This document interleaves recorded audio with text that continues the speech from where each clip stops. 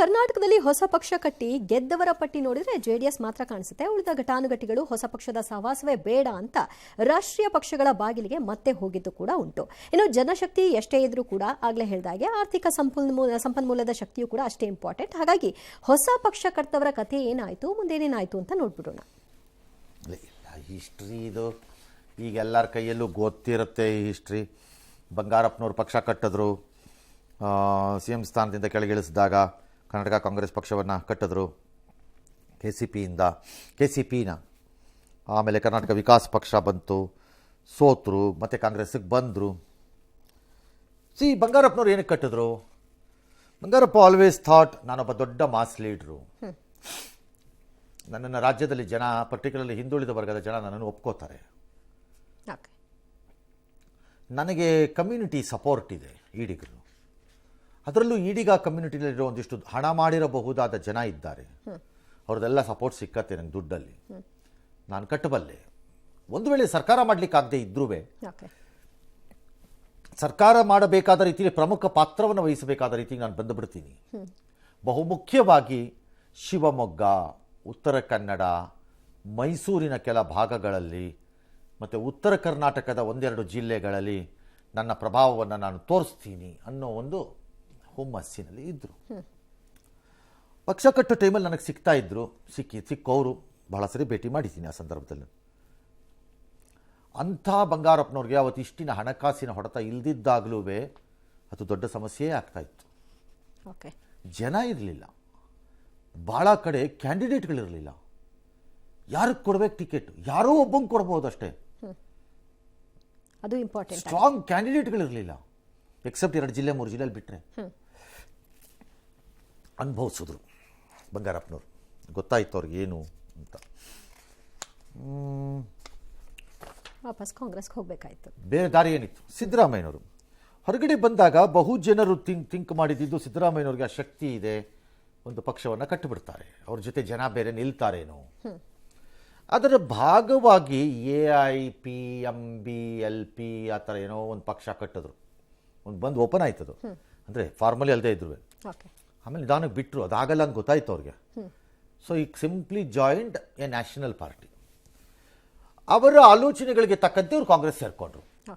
Not that BJP ಇರಲಿಲ್ಲ ಅಂತಲ್ಲ, but ಅವ್ರ ಆಲೋಚನೆಗೆ ಹತ್ತಿರ ಇದ್ದಿದ್ದು ಕಾಂಗ್ರೆಸ್ಸೇ, ಬಹು ಸಹಜವಾಗಿ ಹೋದರು. ಹಾಗೆ ನೋಡಿದ್ರೆ ಒಬ್ಬ ಆಂಟಿ ಕಾಂಗ್ರೆಸ್ ಲೀಡರಾಗಿ ಅಲ್ಲಿವರೆಗೂ ಪ್ಯೂರ್ ಆಗಿ ಪವಿತ್ರವಾಗಿ ಉಳ್ಕೊಂಡಿದ್ದು ಸಿದ್ದರಾಮಯ್ಯ ಒಬ್ಬರೇ. ಅವರೂ ಆಯಿತು ಮುಗೀತು ಕತೆ, ಕಾಂಗ್ರೆಸ್ ಜೊತೆ ಹೋದರು. ಅವರು ದೇವೇಗೌಡರ ಜೊತೆ ಗಲಾಟೆ ಆದಾಗ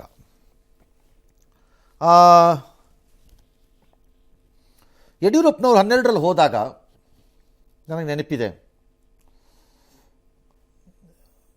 ಈಗಲಾದರೂ ಯತ್ನಾಳ್ ಅವ್ರನ್ನ ಬೈಬೋದು, ಅವರು ಲಿಂಗಾಯತರಿಗೆ ಅದು ತಪ್ಪಿಸ್ಬಿಟ್ರು, ಇದು ತಪ್ಪಿಸ್ಬಿಟ್ರು, ಹಂಗೆ ಮಾಡಿಬಿಟ್ರು, ಹಿಂಗೆ ಮಾಡಿಬಿಟ್ರು, ಅಪ್ಪ ಮಕ್ಕಳು ಹಂಗೆ ಮಾಡಿದ್ರು, ಹಿಂಗೆ ಮಾಡಿದ್ರು, ಅಪ್ಪ ಮಕ್ಕಳು ದುಡ್ಡು ಹೊಡೆದ್ಬಿಟ್ರು, ತಿಂದುಬಿಟ್ರು, 2,66,374 ಕೋಟಿ ತೊಗೊಂಡಿದ್ದಾರೆ, 2 ಲಕ್ಷ ಕೋಟಿ ತೊಗೊಂಡಿದ್ದಾರೆ ಎಲ್ಲ ಹೇಳ್ಬೋದು. ಈಗ ಅವರು ಏನು ಬೇಕಾದ್ರು, ಅವತ್ತು ಯಾವುದೇ ಆರೋಪ ಇರಲಿಲ್ಲ.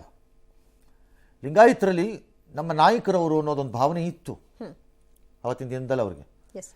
ಅಂಥದ್ರಲ್ಲಿ ಯಡಿಯೂರಪ್ಪನವರು ಪಕ್ಷ ಕಟ್ಟಿದ್ರು, ವಿಪರೀತವಾದ ಕಾನ್ಫಿಡೆನ್ಸ್ ಇತ್ತು ಯಡಿಯೂರಪ್ಪನವ್ರಿಗೆ. ಏನೇ ಇಲ್ಲದಿದ್ದರೂ ನನಗೊಂದು 25 ಸೀಟ್ ಬರುತ್ತೆ ಅಂದ್ಕೊಂಡಿದ್ರು ಅವರು. ಹಾಗಾಗಿ ನಾನು ಕಿಂಗ್ ಮೇಕರ್ ಆಗ್ತೀನಿ, ಪಾಠ ಕಲಿಸ್ತೀನಿ ಅಂತ. ನನಗೆ ಒಂದು ಇಂಟರ್ವ್ಯೂನಲ್ಲಿ ಅವ್ರು ಹೇಳಿದ ನೆನಪಿದೆ, ಸಂತೋಷ್ ಜಿ ಮತ್ತು ದಿವಂಗತ ಅನಂತಕುಮಾರ್ ಎಲ್ಲ ನನಗೆ ಹೇಗೆ ಮೋಸ ಮಾಡಿಬಿಟ್ರು ಅನ್ನೋದನ್ನೆಲ್ಲ ಸಿಕ್ಕಾಪಟ್ಟೆ ಹೇಳಿದ್ರಪ್ಪ ನನ್ನ ಹತ್ರ. ಆದರೆ ಚುನಾವಣೆ ವಿಜಯೇಂದ್ರ ಆಗದ ಅನುಭವ ಇದೆ, ತಂದೆ ಜೊತೆ ನಿಂತರು, ಶೋಭಾ ಕರಂದ್ಲಾಜೆ ಅಂಥವ್ರು ಯಡಿಯೂರಪ್ಪನವರ ಜೊತೆ ಹೋದರು, ಮಕಾಡೆ ಮಲಕೊಂಡ್ಬಿಟ್ರು ಎಲ್ಲರೂ, ಹೋಲ್ಸೇಲ್ ಮಲಗಿದ್ರು ಎಲ್ಲರೂ. ಸೋತರು. BJPನೂ ಹಿಂದೆಂದೂ ಸೋಲದ ರೀತಿಯಲ್ಲಿ ಸೋಲ್ತು, ಅದು ಬೇರೆ ವಿಚಾರ. ಲೋಕಸಭಾ ಚುನಾವಣೆ ಆದಮೇಲೆ ಮತ್ತೆ ಎಲ್ಲ ವಿಲೀನ ಮಾಡ್ಕೊಂಡು ವಾಪಸ್ ಓಡ್ ಬಂದ್ಬಿಟ್ರು ಒಳಕ್ಕೆ. ಬಟ್ ಡ್ಯಾಮೇಜ್ ಒಂದು ಸ್ವಲ್ಪ ಮಾಡಿದ್ರಲ್ವಾ ಸರ್ BJP? ಡ್ಯಾಮೇಜ್ ಆಗುತ್ತೆ, ಈಗಲೂ ನಾಳೆ ಇನ್ನೊಬ್ರು ಮಾಡಿದಾಗಲೂ ಡ್ಯಾಮೇಜ್ ಆಗ್ಬೋದು. ಆದರೆ ಡ್ಯಾಮೇಜ್ ಮಾಡಲಿಕ್ಕೆ ನಾನು ಪಕ್ಷ ಕಟ್ಟಿದ್ದೀನಿ ಅನ್ನೋದಾದರೆ ಯತ್ನಾಳು, ಆವಾಗ ನಿಮ್ದು ಹಿಂದೂ ಸಂವಿಧಾನ, ಈಗ ಹಿಂದೂ ಪರ, ನಾನು ಹಿಂದೂ ಇದು ಅಂದರೆ BJPನೂ ಹಿಂದೂ ಅಂತ ತಾನೆ. ನೀವು ಯಡಿಯೂರಪ್ಪ ವಿಜಯೇಂದ್ರನ ಮೇಲೆ ಕೋಪಕ್ಕೆ ಹಂಗಾರೆ ಹಿಂದೂ ಭಾವನೆಗೆ ಧಕ್ಕೆ ಮಾಡೋದಾದರೆ ನಿಮ್ದು ಹಿಂದೂ ಪರದ ಪಕ್ಷದ ಮಾರ್ಥ ಏನು ಬಂತು? ಯಾಕಂದರೆ ನೀವು ಮಾಡೋ ಎಲ್ಲ ಚಟುವಟಿಕೆ ಯಾರಿಗೆ ಹೆಲ್ಪ್ ಆಗುತ್ತೆ? ಕಾಂಗ್ರೆಸ್ಗೆ ಹೆಲ್ಪ್ ಆಗುತ್ತೆ. ಇನ್ಯಾರಿಗೆ ಹೆಲ್ಪ್ ಪರೋಕ್ಷವಾಗಿ ಆಗುತ್ತೆ? ಅವ್ರಿಗೆ ಆಗ್ಬೇಕು. ಆಗ ನೀವು ಯಾರನ್ನ ಕಾಂಗ್ರೆಸ್ ಮುಸ್ಲಿಮರ ಪಕ್ಷ ಅಂತಿದ್ದೀರೋ ಆ ಮುಸ್ಲಿಮರ ಪಕ್ಷಕ್ಕೆ ಹೆಲ್ಪ್ ಮಾಡ್ಕೊಡ್ತಾ ಇದ್ದೀರಿ ಹಾಗಾದ್ರೆ. ಹಾಗಾಗಿ ಇಂಡೈರೆಕ್ಟ್ ಆಗಿ ನೀವು ಕಾಂಗ್ರೆಸ್ ಏಜೆಂಟ್ ಆಗ್ತೀರಿ. ಆಗ ಹೌದು, ನೀವು ಹಿಂದೂ ಯಾಕೆ ಆಗ್ತೀರಿ? ಯಾರದ್ದೋ ಮೇಲಿನ ಕೋಪ ತೀರಿಸಕ್ಕೆ. ಏನಿಯೋ ರಾಮುಲು ಪಕ್ಷ ಮಾಡಿದ್ರು, ವಾಕಿಂಗ್ ಎಲ್ಲ ಮಾಡಿದ್ರು ಹೌದು. ರಾಜ್ಯದೆಲ್ಲ, ಪಾಪ ಎಲ್ಲಿಂದನೋ ಎಲ್ಲಿಗೋ ಬಂದು ಏನು ದುಡ್ಡು ಇತ್ತು ಸುಮಾರಾಗಿ ಅವ್ರ ಕೈಯಲ್ಲಿ, ಅಥವಾ ಜನಾರ್ದನ್ ರೆಡ್ಡಿ ಹತ್ರ ಆ ಟೈಮಲ್ಲಿ ಏನಾಗಲಿಲ್ಲ. 4 ಜನ ಗೆದ್ದು ಖಾಲಿ ಆಗ್ಬಿಡ್ತು. ST ಸೀಟ್ಗಳು ಹೋಲ್ಸೇಲ್ ಬರುತ್ತೆ ಅನ್ನೋ ಥರ ಭ್ರಮೇಲಿತ್ತು ಎಲ್ಲ. ನೋ, ವಾಪಸ್ ಬಂದರು. ಜನಾರ್ದನ್ ರೆಡ್ಡಿನೂ ಮಾಡಿದ್ರು. ಅವರು ಈಗ ಒಂದೇ ಎಲೆಕ್ಷನ್ಗೆ ಸಾಕಪ್ಪ ಸವಾಸ ಅಂತ ಹೇಳ್ಬಿಟ್ಟು ಬಂದು ಮರ್ಜ್ ಮಾಡ್ಕೊಂಬಿಟ್ರು. ಉಪೇಂದ್ರ ಅವ್ರು ಅಲ್ಲಲ್ಲಿ ಕಂಟೆಸ್ಟ್ ಮಾಡಿದ್ದಾರೆ ಅವ್ರ ಪಕ್ಷದವರು. ಅದು ಪಕ್ಷನೇ ಆಗಿರಲಿಲ್ಲ, ಸುಮ್ಮನೆ ಮಾಡಿದ್ರು ಅವರು. ಅಶೋಕ್ ಕೇಣಿ ಜೋಕ್, ಅದು ಅವ್ರು ಯಾಕೆ ಮಾಡಿದ್ರೋ ಗೊತ್ತಿಲ್ಲ ನನಗೆ. ಇನ್ನೊಂದು ವಿಜಯ್ ಸಂಕೇಶ್ವರ್ ಮಧ್ಯ ಒಂದು ಅಟೆಂಪ್ಟ್ ಮಾಡಿದ್ರು VRL ಇಂದ, ಕನ್ನಡ ನಾಡು ಅಂತನೋ ಕನ್ನಡ ಪಕ್ಷ ಅಂತನೇನೋ ಒಂದನ್ನು ಮಾಡಿದ್ರು. ಅದು ಅಷ್ಟೇ, ಅವ್ರದ್ದೇ ಆದಂಥ ಒಂದು ಮಾಧ್ಯಮ ಇತ್ತು.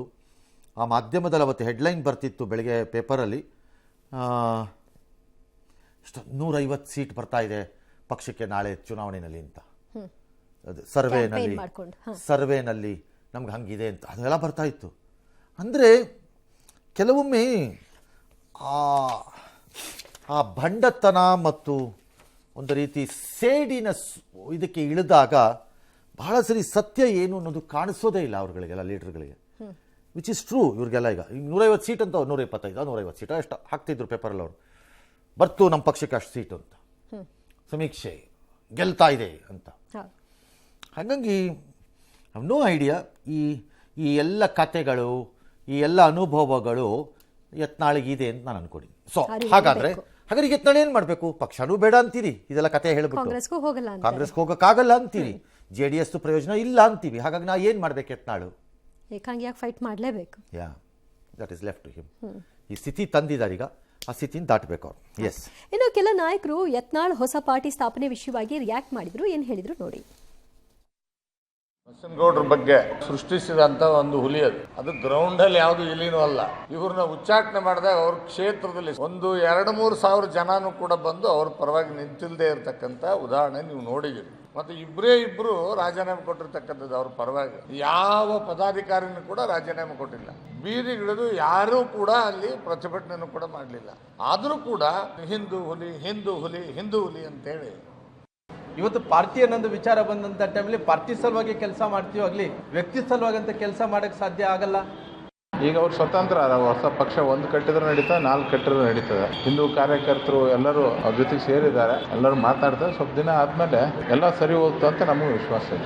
ಕಾಂಗ್ರೆಸ್ ಕಡೆ ಬರೋದಕ್ಕೆ ಆಗೋದಿಲ್ಲ. ನಮ್ಮ ಒಂದು ಸಿದ್ಧಾಂತಕ್ಕೇನೆ ತದ್ವಿರುದ್ಧವಾಗಿ ಇರುವಂತದ್ದು. ಜನತಾದಳಕ್ಕೆ ಹೋದ್ರೆ ಬಹುಶಃ ಅವರು ಅದ್ರ ಬಗ್ಗೆ ನಾನು ಆಲೋಚನೆ ಮಾಡಿದ್ರಲ್ಲೋ ಗೊತ್ತಿಲ್ಲ. ಅಸ್ತಿತ್ವ ಉಳಿಸ್ಕೊಳ್ಳೋದಕ್ಕೋಸ್ಕರ ಯತ್ನಾಳ್ ಮಾಡ್ತಾ ಇರ್ಬೋದು, ಆದ್ರೆ ಅದು ಯಶಸ್ಸು ಸಿಗತ್ತೆ ಅಂತ ನನಗಂತೂ ಅನಿಸೋದಿಲ್ಲ.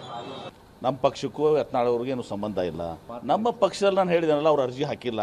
ಒಂದು ವೇಳೆ ಅರ್ಜಿ ಹಾಕಿದ್ರು ಕೂಡ ನಮ್ಮ ಪಕ್ಷದಲ್ಲಿ ಬಹಳ ಕಷ್ಟ ಇದೆ. ಯಾಕಂದ್ರೆ ಅವರು ಒಂದು ಸಮುದಾಯವನ್ನ, ಒಂದು ಧರ್ಮದ ಜನರನ್ನ ಬೇಕಾಬಿಟ್ಟಿ ಇವತ್ತು ದಿವಸ ಅಪಮಾನ ಮಾಡಿದ್ದಾರೆ, ಅಸಹ್ಯ ಮಾಡಿದ್ದಾರೆ, ಕೀಳಾಗಿ ಮಾತಾಡಿದ್ದಾರೆ. ಹೀಗಾಗಿ ನಮ್ಮ ಪಕ್ಷದಲ್ಲಿ ಅವರು ಅರ್ಜಿ ಹಾಕಿಲ್ಲ. ಹಾಕಿದ್ರು ಕೂಡ ಬಹಳ ಕಷ್ಟ ಇದೆ. ಬಿ ಪಾಟೀಲ್ ಹೇಳಿದಂಗೆ ಆ ಸಮುದಾಯದ ಜೊತೆ ವಿಚಾರದಲ್ಲಿ ಅವ್ರು ಕಾಂಪ್ರಮೈಸ್ ಆದರೆ Yatnal will go to gutter, ಚರಂಡಿ ಒಳಕ್ಕೆ ಹೋಗ್ಬೇಕು. ಅವ್ರ ನಿಲುವು ಎಲ್ಲ ಅವ್ರು ಉಳ್ಕೊಂಡ್ರು ಹೃದಯ ಇನ್ನು ಲಬ್ ಡಬ್ ಅಂತಿರೋದೇ ಅದರಲ್ಲಿ. ಹೌದು, ಅದರ ಆಧಾರದ ಮೇಲೆ ಅದೇ ಕಾಂಪ್ರಮೈಸ್ ಆಗಿ ಪೀಪಲ್ ಲೈಕ್ ಯತ್ನಾಳ್, ವಿಶ್ವೇಶ್ವರ ಇದು ಏನೋ ಹೆಗ್ಡೆ ಅವರು, ಅನಂತಕುಮಾರ ಹೆಗ್ಡೆ, ಪ್ರತಾಪ ಸಿಂಹ, ತೇಜಸ್ವಿ ಸೂರ್ಯ, ಶೋಭಾ ಕರಂದ್ಲಾಜೆ, ಇವರೆಲ್ಲ ಶೋಭಾ ಕರಂದ್ಲಾಜೆ ಪಕ್ಷ ಬಿಟ್ಟೋಗಿ ಬಂದಿರೋರು ಬಿಡಿ, ಅವ್ರನ್ನ ಲೆಕ್ಕ ಹಿಡಿಯಲ್ಲ ನಾನು. ಇವರೆಲ್ಲ ಮುಸ್ಲಿಂ ವಿಚಾರದಲ್ಲಿ ಕಾಂಪ್ರಮೈಸ್ ಮಾಡಿ ಹೋಗ್ತೀವಿ ಅಂದ್ರೆ ಅವ್ರದ್ದು ಹೃದಯ ಲಬ್ ಡಬ್ ಪಟ್ಟ ತಾಪ್ ಆಗ್ಬಿಡುತ್ತೆ ಜನರ ದೃಷ್ಟಿನಲ್ಲಿ. ಹಾಗಾಗಿ it doesn't work like that. M B Patil ಹೇಳ್ತದಲ್ಲ, ಅವ್ರು ಹೋಗೋಕ್ಕಾಗಲ್ಲ. ಇನ್ನು JDSಗೆ ಹೋಗೋಕ್ಕಾಗಲ್ಲ, ಬಿಕಾಸ್ ಕಾಂಪ್ರಮೈಸ್ ಆಗುತ್ತೆ ಅಲ್ಲಿ. ಪಾರ್ಟಿ ವಿಜಯ್ 2 ಒಂದೇ ಕಡೆಯಲ್ಲಿದ್ದಾರೆ. ಸ್ಟಿಲ್ ನೋಡೋಣ ಏನಾಗತ್ತೆ ಅಂತ.